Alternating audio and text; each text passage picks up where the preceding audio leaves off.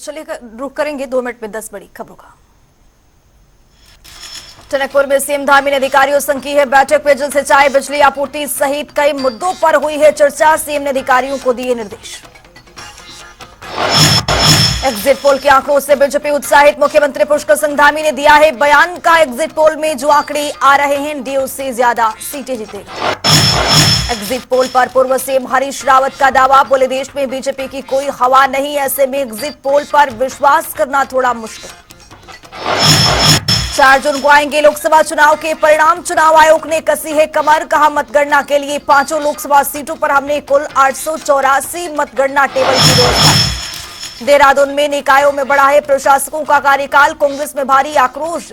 शिवपाल बिष्ट ने उठाए सवाल। का चुनावों से भाग रही है बीजेपी। चारधाम का श्रद्धालुओं में जबरदस्त उत्साह। आए दिन बन रहे नए रिकॉर्ड। सितंबर महीने तक हेली बुकिंग हुई फुल। चारधाम यात्रियों का रजिस्ट्रेशन फिर शुरू। पंजीकरण के लिए लगा श्रद्धालुओं का तांता। लोगों में दिख रहा भारी उत्साह। हरिद्वार में खुला है निःशुल्क पंजीकरण केंद्र। लोगों को दिया गया है तत्काल में पंजीकरण। खटीवा में city smart agro hub state कार्यालय का शुभारंभ। कंपनी के चीफ ऑपरेटिंग ऑफिसर ने किया है कार्यालय का उद्घाटन। मसूरी स्कूल में धूमधाम से मनाया गया 137वां स्थापना दिवस। मुख्य अतिथि रेलवे बोर्ड के अध्यक्ष और सीईओ जया वर्मा सिन्हा ने की है शिरकत। स्कूल का झंडा फहराकर समारोह का किया है उद्घाटन।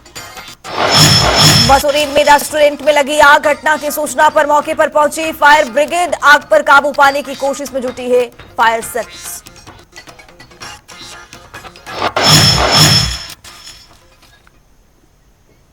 बुलेटिन में आगे बढ़ेंगे। टनकपुर में सीएम धामी ने अधिकारियों संग बैठक की है। इस दौरान पेयजल सिंचाई बिजली आपूर्ति सड़क यातायात के अलावा विभिन्न मुद्दों को लेकर चर्चा की है। इसके साथ ही सीएम धामी ने मां पूर्णागिरी मेला क्षेत्र में पार्किंग पेयजल जैसी मूलभूत सुविधाओं को सुचारू बनाए रखने के लिए अधिकारियों को निर्देश भी दिए।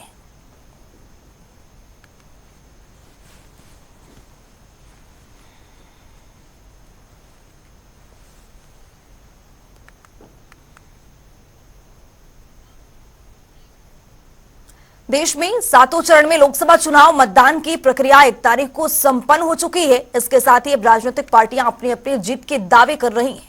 उत्तराखंड बीजेपी प्रदेश प्रवक्ता कमलेश रमन ने कहा है कि हम उत्तराखंड की 5 लोकसभा सीट भारी बहुमत से जीतने जा रहे हैं। उन्होंने कहा है कि उत्तराखंड की जनता ने बीजेपी पर अपना भरोसा जताया है।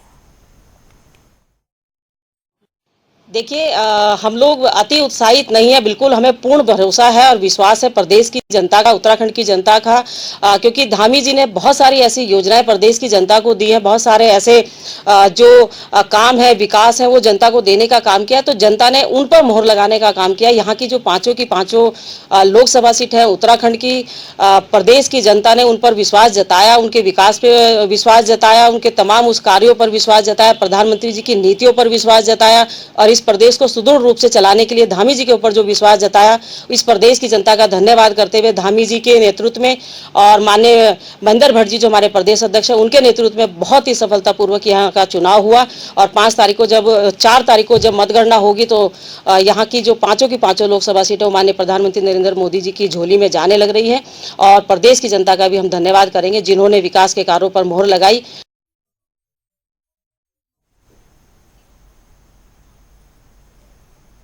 एग्जिट पोल के अनुमान पर कांग्रेस के पूर्व नेता आचार्य प्रमोद कृष्णम ने भी अपनी प्रतिक्रिया दी है। उन्होंने कांग्रेस नेता राहुल गांधी और अखिलेश यादव पर तंज कसा है। उन्होंने कहा है कि 4 जून की शाम शहजादे भी साधना करने जाएंगे। फिलहाल गुफा की तलाश जारी है। देखिए, जो 4 तारीख को परिणाम आएगा वो बड़ा चौंकाने वाला होगा। एग्जिट पोल से ज्यादा सीटें आएंगी।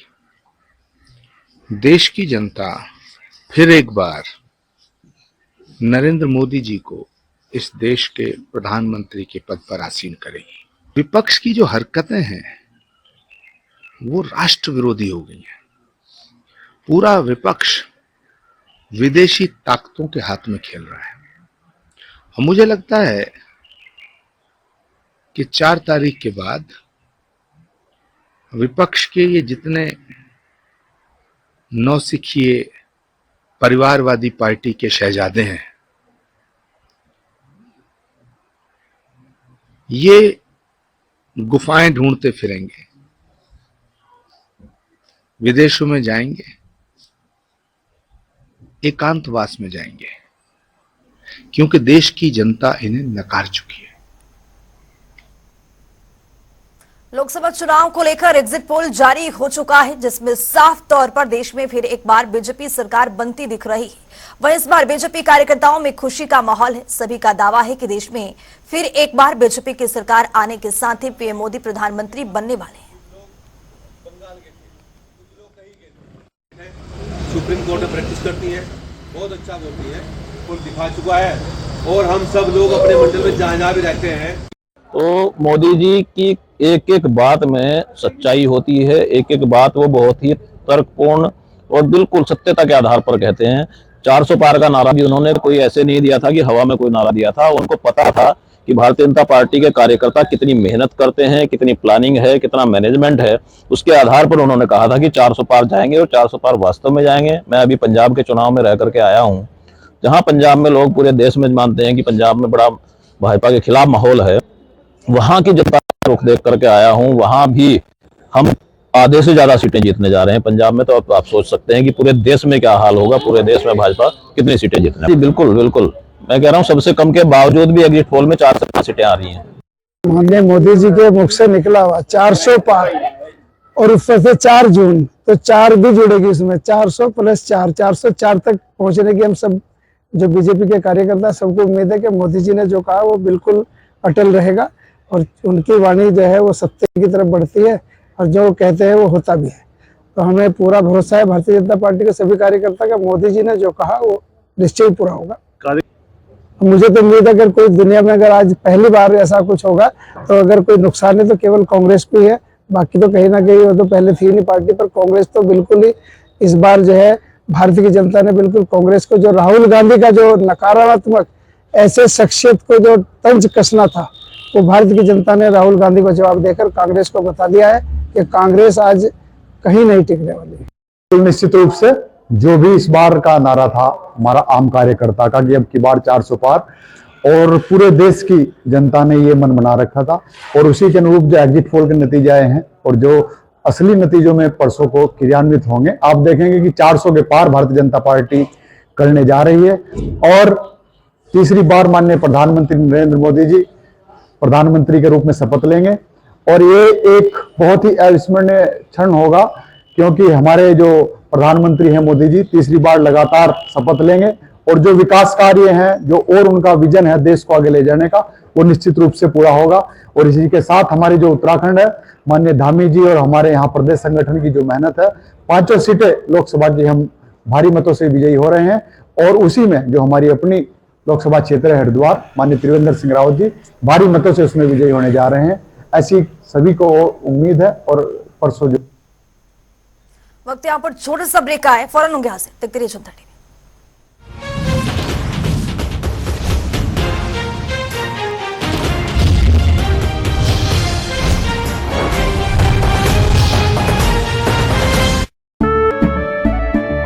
केसरिया से मन जोगी हुआ रे, दिल झूमे देखो पतवारा हुआ रे।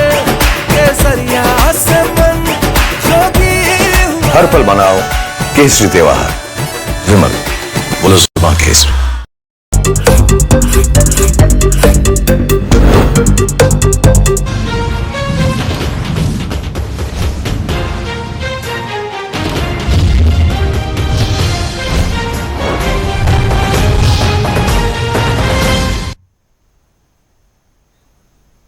ब्रेक के बाद स्वागत है जनता टीवी में। तो चलिए रुख करेंगे खबरों की ओर। वहीं कांग्रेस की ओर से एग्जिट पोल के नतीजों को सरकार द्वारा प्रायोजित बताया जा रहा है। कांग्रेस का साफ तौर पर कहना है कि भले ही अभी एग्जिट पोल बीजेपी की बढ़त दिखा रहा है, पर हकीकत का पता आने वाले 4 जून को ही लगेगा। कल जो भी एग्जिट पोल आए हैं वो अप्रत्याशित नहीं है। हमको पहले से ही ऐसी उम्मीद थी कि ये सरकार द्वारा प्रायोजित एग्जिट पोल हैं और सरकारी एग्जिट पोल हैं। ये ऐसे आने थे तो भाजपा की बढ़त दिखाएंगे, लेकिन जो है हमारा कहना यह है कि जनता के एग्जिट पोल 4 तारीख को आएंगे और चुनावी नतीजों का हमें इंतजार करना चाहिए। और जिस तरीके से देश की जनता इस समय सरकार को बदलने के मूड में है, निश्चित तौर पर इंडिया गठबंधन को जो है प्रचंड बहुमत मिलेगा और इंडिया गठबंधन सरकार जो है बनाएगी। और एग्जिट पोल पर आप देख लीजिए, तमिलनाडु में कांग्रेस पार्टी मात्र 9 सीटों पर लड़ी और वहां दिखा रहे हैं कि जो है 13 से 15 सीटें मिल रही हैं। तो कैसे इन एग्जिट पोलों पे आप जो है भरोसा करें? ये किसी एसी कमरे में बैठ करके बनाए गए हैं और सारे एग्जिट पोल जो है कोई 2-4 सीटें आगे पीछे करके जो है चला दिए गए हैं। तो इनकी जो विश्वसनीयता है वो संदिग्ध है और निश्चित तौर पर हम लोकतंत्र में विश्वास करने वाले लोग हैं और हम जनादेश का जो है इंतजार करेंगे। 4 जून को लोकसभा चुनाव के परिणाम के लिए मतगणना होने वाली है, जिसे लेकर उत्तराखंड चुनाव आयोग ने अपनी कमर कस ली है। इस बात को लेकर अब अपर प्रमुख मुख्य निर्वाचन अधिकारी विजय कुमार जुगदंडे ने कहा है कि मतगणना के लिए 5 लोकसभा सीटों पर हमने कुल 884 मतगणना टेबल की व्यवस्था की है, जिस पर ईवीएम के वोट गिने जाएंगे। साथ ही उन्होंने कहा है कि प्रत्येक टेबल पर 3 से 4 कार्मिक तैनात रहेंगे। जो मतगणना 4 तारीख को प्रस्तावित है उसमें 5 लोकसभा सीट पर हम लोगों ने 884 मतगणना टेबल्स का हम लोगों ने व्यवस्था किया हुआ है, जिसपे ईवीएम का काउंटिंग संपन्न किया जाएगा। प्रत्येक टेबल पर 3 से 4 कार्मिकों की ड्यूटी तैनात किया गया है। सब मिलाकर 3000 से अधिक काउंटिंग स्टाफ जो है तैनात किया जाएगा। इसके अलावा पोस्टल बैलेट काउंटिंग के लिए 334 टेबल तैनात किए जा रहे हैं और हर टेबल पर एक ARO के लिए भी हमने निर्वाचन आयोग से अनुमति प्राप्त कर लिया है। सभी जनपदों में ट्रेनिंग का कार्यवाही भी गतिमान है और रैंडमाइजेशन का कार्यवाही भी गतिमान है। सभी काउंटिंग सेंटर्स पर पानी, बिजली और आवश्यक जो इंटरनेट सुविधा होती है उसकी व्यवस्था सुचारू की जा रही है। चारधाम यात्रा में आए दिन नए रिकॉर्ड बन रहे। चारधाम यात्रा में इस बार हेली सेवा की बुकिंग विंडो मानसून सीजन को छोड़कर बाकी सीजन के लिए पहले ही खोल दी गई है, जिसके चलते अब सितंबर महीने तक हेली बुकिंग फुल हो चुकी है। इस पर जानकारी देते हुए यूकरा के अपर सचिव सी रविशंकर ने बताया है कि सितंबर तक की बुकिंग लगभग पूरी हो चुकी है। फिलहाल अक्टूबर में कुछ सीट बची हुई है, हालांकि ज्यादातर सीट बुक हो चुकी है। मानसून अवधि को छोड़ करके एंटायर यात्रा सीजन का बुकिंग खोल चुके थे। उसमें सितंबर तक का जो है लगभग कंप्लीट हो चुका है। अक्टूबर में जो है अभी भी कुछ सीट्स बचा हुआ है, अदरवाइज मैक्सिमम सीट्स जो है बुक हो गया है। इसमें केवल बीच बीच में समय समय पर कुछ कैंसलेशंस होता रहता है। उस कैंसलेशंस के वजह से टिकट्स जो है कभी भी वेबसाइट में अवेलेबल रहता है, मगर जो है वो केवल IRCTC का जो हेली यात्रा वेबसाइट है उसी से जो है मिलेगा।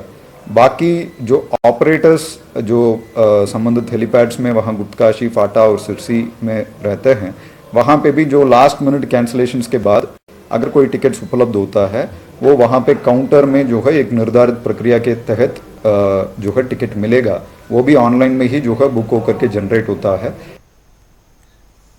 चारधाम यात्रा के लिए यात्रियों का रजिस्ट्रेशन फिर से शुरू हो गया है। चारधाम यात्रा के पंजीकरण के लिए लगातार श्रद्धालुओं का तांता लगा हुआ है। इस दौरान लोगों में खासा उत्साह देखने को मिला है। वहीं हरिद्वार में आज से निःशुल्क पंजीकरण केंद्र खोले गए हैं। यहां सभी को तत्काल में पंजीकरण भी दिया जा रहा है। इस पूरी रिपोर्ट के जरिए देखिए। ये भीड़ कोई मेले की भीड़ नहीं बल्कि श्रद्धालुओं की भीड़ है। यहाँ ये लोग काउंटर पर 4 धाम के दर्शनों के पंजीकरण के लिए खड़े हैं।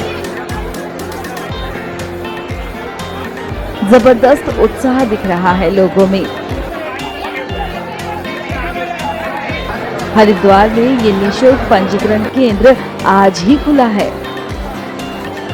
यहाँ सभी को तत्काल में पंजीकरण दिया जा रहा है। 15 से लेकर के 31 मई तक जो है पंजीकरण बंद थे, आज खुले हैं। बहुत उत्साह है, बहुत लोग खड़े हैं, काफ़ी मात्रा में 3 से 4 हज़ार लोग हैं और बड़े उत्साहित हैं। और आज सबको तत्काल का पंजीकरण मिल रहा है कि आज कराएंगे और तो कल चल जाएंगे, इसमें कोई दिक्कत नहीं है। और 12 जो है काउंटर लगे हुए हैं और यात्री भी सहयोग कर रहे हैं। धीरे धीरे जो है सबको करते जाएंगे और हमें एक धाम की 1500 स्लॉट मिली है, यानी 6000 स्लॉट मिली है चारों धाम को मिला करके, और खूब बढ़िया ढंग से स्मूथली चल रहा है। सुरक्षा व्यवस्था की बात करें तो किस तरह की सुरक्षा व्यवस्था में पुलिस वाले हैं और वो सबको जो है शांतिपूर्वक से समझाते हैं, टूरिस्ट समझौता भी है, लेकिन थोड़ी सी भीड़ में थोड़ी से आपस में वो तो चलते ही है, लेकिन बढ़िया ढंग से सब लोग सहयोग कर रहे हैं और बढ़िया चल रहा है। जो श्रद्धालु है वो किस तरह सहयोग कर रहे हैं प्रशासन का आप लोग? देखिए, श्रद्धालु को सुविधा हैंगर लगा हुआ है, टेंट लगा हुआ है काफ़ी मात्रा में। हर श्रद्धालु को ये लगा है मुझे जल्दी मिल जाए, लेकिन रो लगी हुई हैं और काफ़ी सहयोग कर रहे हैं, सब लोग करा रहे हैं और जल्दी हो जाएगा। उत्साह कैसा है? उत्साह अच्छा है, फुल है, जयकारा मना रहे हैं, जयकारा भी कर रहे हैं। हम लोग बराबर कह रहे हैं कि भाई शांत रखें ताकि ये कंप्यूटर में जो भी सूचनाएं ली जा रही हैं और समय से फीड हो जाएं, और सहयोग कर रहे हैं। भीड़ कैसी है? भीड़ काफी ज्यादा? भीड़ ठीक है, चूंकि इतने दिनों में हुआ है, और सुबह जो रनिंग टूरिस्ट आता है, जैसे गाड़ियों से आया, बसों से आया अपनी गाड़ी से, वो भी सीधा स्कूल आ रहा है, इसलिए भीड़ है। और इस तरह लगातार जब चलेगा तो भीड़ बिल्कुल कवर हो जाएगी। जो बुजुर्ग लोग हैं उनके लिए किस तरह की व्यवस्था? बुजुर्ग के लिए अलग से लाइन लगाई रखी है, और उसमें भी बुजुर्ग के लिए अलग से लाइन है, उसमें वो लोग आराम से बैठ करके खड़े होकर करा रहे हैं। बिल्कुल अभी जस्ट हुई है, सुबह 3:30 बजे से हम लोग लाइन में लगे हुए थे, और अभी जाके जस्ट 9:30 के आसपास में हम लोग की रजिस्ट्रेशन हो गई है। और बहुत खुशी है कि बाबा हम लोग को बुलाए हैं और हम जा रहे हैं सब विद फैमिली के साथ में। जय बाबा केदारनाथ। कौन जा रहा है? आज हमारी माँ है और जिनकी उम्र 65 प्लस है, हमारे बच्चे एक छोटे हैं जिनके 6 साल है, और टोटली 12 मेंबर हम लोग साथ में हैं। सरकार को क्या कहना चाहेंगे? बहुत बहुत धन्यवाद, आप इसी तरह सहयोग करें और हमारे हिंदू धर्म के सब तीर्थ स्थल को आगे बढ़ाएं, और हम लोग हमेशा आपके साथ में रहेंगे। बहुत खुशी हो रही है, बहुत खुशी हो रही है। बहुत दिन से हम लोग का अरमान था कि हम लोग का 4 धाम यात्रा जाएं, फाइनली हम लोग का रजिस्ट्रेशन हो गया और हम सब पूरे परिवार हम लोग सब जा रहे हैं। मन में क्या आ रहा है? बोले के दर्शन? बहुत खुशी हो रही है, बहुत ज्यादा खुशी हो रही है। छोटे छोटे बच्चे लोग को भी लेके कि चलते हैं हम लोग साथ में, बाबा का दर्शन करते हैं। व्यवस्था कैसी है? बहुत अच्छा। यहाँ प्रशासन बहुत अच्छा। हम लोग लाइन 3 बजे से लगे हुए थे और शांतिपूर्ण सब हम लोग का रजिस्ट्रेशन हो गया। चलिए, हम सब पूरे परिवार हैं, हमारे हस्बैंड हैं, हमारी बहन है, हमारे बच्चे हैं छोटे छोटे, हम लोग सब जा रहे हैं।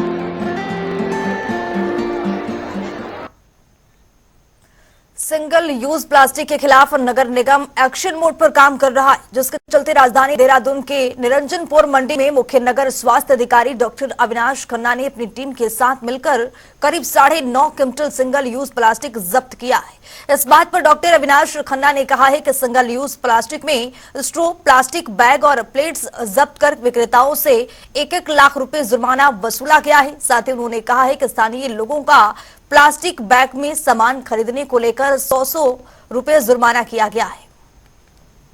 देखिए, पिछले कई दिनों से हमारी जो टीम है उनके द्वारा रेकी की गई थी, जिसके क्रम में जो है आज सुबह एक अभियान के रूप में हम लोगों ने एक फैसला लिया कि इसको करते हैं, जिसमें जो है हमारे सुबह 5 इंस्पेक्टर्स और हमारे सुपरवाइजर्स, लगभग जो है 10 सुपरवाइजर्स और 20 हमारे पर्यावरण मित्रों की एक संयुक्त टीम बना के, और उन सभी को एक वाहन देकर जो है चिन्हित स्थानों पर जो है पहले जो है लोकेट कर दिया गया, और साथ ही साथ एक ही समय पर जो है सभी के द्वारा जो है उन पर जो है कार्रवाई करनी शुरू करी गई, जिसके क्रम में लगभग 9.5 क्विंटल जो है सिंगल यूज प्लास्टिक, जिसमें कि कप, प्लेट्स, आपके स्ट्रॉज भी हैं और पन्नियां हैं, वो सब कॉन्फिस्केट किया गया, और उन पर तत्काल जो है जितने भी 5 व्यापारी थे उन सब पर 1-1 लाख रुपए का जुर्माना लगाते हुए उनसे जुर्माने की वसूली की गई। यमुना नदी का जल हर जगह प्रभावित होता है, लेकिन क्या आप जानते हैं कि वास्तव में मां यमुना कहां से निकलती है? आज हम आपको इसके पूरे अस्तित्व के बारे में बताएंगे। तो चलिए आज हम इन्हीं पवित्र धाम यमुनोत्री से जुड़े इतिहास को बताते हैं। अद्भुत अलौकिक यमुनोत्री 4 प्रतिष्ठित हिंदू तीर्थ स्थलों में से, जहां से होती है 4 धाम यात्रा की शुरुआत। यमुनोत्री धाम दर्शन और मंदिर का इतिहास। यमुनोत्री धाम अपने आप में एक बड़ी मान्यता रखता है, जो 4 धाम तीर्थ यात्रा का एक हिस्सा है। यहीं से 4 धाम की यात्रा शुरू होती है। आपको बता दें कि यमुना नदी का स्रोत उत्तरकाशी में गढ़वाल में स्थित है, और ये गढ़वाल हिमालय में 3293 मीटर की ऊंचाई पर स्थित है। यमुनोत्री मंदिर का इतिहास। मां यमुनोत्री के मंदिर का इतिहास बताने से पहले हम आपको बता दें कि यमुनोत्री मंदिर गढ़वाल हिमालय के समुद्र तल से काफी ऊंचाई पर मौजूद है। बता दें ये लगभग 3235 मीटर की ऊंचाई पर स्थित है। शुरुआत में मंदिर को टिहरी नरेश ने 1839 में बनवाया था, लेकिन दुर्भाग्यवश यमुनोत्री की बाढ़ की चपेट में आ गया था, जिसके बाद मंदिर का निर्माण पूर्ण रूप से 19वीं शताब्दी में जयपुर के महारानी गुलारिया और टिहरी गढ़वाल के राजा प्रतापगढ़ ने अपनी पूरी निष्ठा और भक्ति के साथ पूरा कराया। यमुनोत्री धाम की यात्रा का महत्व। किसी भी यात्रा के पीछे कई सारे कारण और कथाएं छिपी होती हैं। ऐसे ही मां यमुनोत्री के धाम की यात्रा का महत्व है, जिसके अनुसार कहा जाता है कि सूर्य देवी की पुत्री यमुना और पुत्र यमराज है। जब मां यमुना नदी के रूप में पृथ्वी पर बहने लगी तो उनके भाई यमराज को मृत्यु लोक दिया गया। मां यमुना ने भाई दूज का त्योहार मनाया। यमराज ने बहन यमुना की बात को सुनकर वरदान दिया कि जो भी तेरे पवित्र जल में स्नान करेगा वो यमलोक का रास्ता कभी नहीं देखेगा। इसीलिए कहा जाता है कि जो भी मनुष्य यमुना के पवित्र जल में स्नान करता है तो वो अकाल मृत्यु के भय से दूर हो जाता है और मोक्ष को प्राप्त होता है। इसीलिए यहाँ हजारों से भी ज्यादा की संख्या में भक्त आते हैं। यमुनोत्री के कपाट खुलने का समय। पहाड़ों में बसी यमुनोत्री मंदिर में आने और जाने का समय निर्धारित है। ऐसा बिल्कुल नहीं है कि कोई किसी भी समय आ जा सकता है। इसीलिए मंदिर के कपाट खुलने का समय तय है। बता दें कि मंदिर के कपाट अक्षय तृतीया के पावन पर्व पर खोले जाते हैं, यानी कि अप्रैल मई के महीने में कपाट खोले जाते हैं। यात्रा शुरू हो जाती है और अक्टूबर नवंबर में मंदिर के कपाट बंद कर दिए जाते हैं। यमुनोत्री धाम की यात्रा की शुरुआत। जहां तक बात यात्रा की शुरुआत की है, बता दें कि यात्रा की शुरुआत सबसे पहले पांडवों ने की। पांडव उत्तराखंड में तीर्थ यात्रा पर आए थे, तो पहले यमुनोत्री आए, उसके बाद गंगोत्री, फिर केदारनाथ और बद्रीनाथ की ओर बढ़े। तभी से चार धाम यात्रा की शुरुआत हुई। तभी से ही यहाँ पर लाखों भक्तों का तांता लगता रहता है और सब अपनी मनोकामना को पूर्ण कराने के लिए यमुनोत्री से यात्रा की शुरुआत करते हुए चार धाम की पूरी यात्रा करते हैं। मनुष्य अपने जीवन में अनेकों पाप करता है, जिनका उद्धार यमुनोत्री के जल में स्नान करने से हो जाता है। पाप से मुक्ति पाने के लिए हर साल यहाँ भक्त आते हैं और कलयुग में किए पाप से मुक्ति पा लेते हैं। स्पेशल डेस्क जनता टीवी।